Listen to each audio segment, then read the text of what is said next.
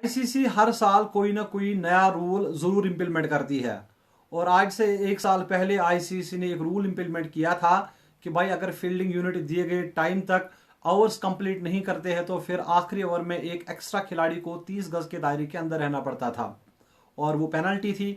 अब आईसीसी ने आज इसी तरह का और एक रूल इंप्लीमेंट किया है।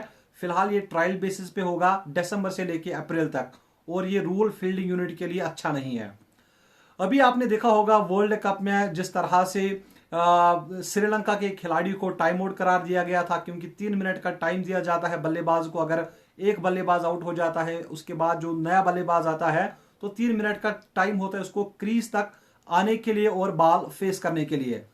अब इसी तरह से अब जो एक बॉलर है अगर वो गेंद डालता है, ओवर डालता है, जैसे ही वो फिनिश करेगा तो दूसरे बॉलर को 1 मिनट से कम समय में तैयार रहना है बॉल डालने के लिए। यानी एक ओवर के बाद जो दूसरा ओवर होगा 1 मिनट का गैप होना चाहिए और ये आज आईसीसी ने रूल इंप्लीमेंट किया है।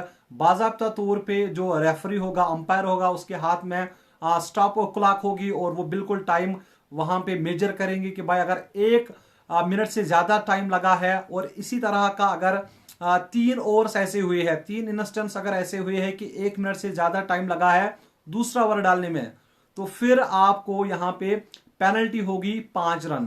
यानी हर बॉलर को अब 1 मिनट से कम समय लेना है। जैसे ही एक ने खत्म किया ओवर तो दूसरे बॉलर को 1 मिनट से कम समय में रेडी होना है दूसरा ओवर डालने के लिए।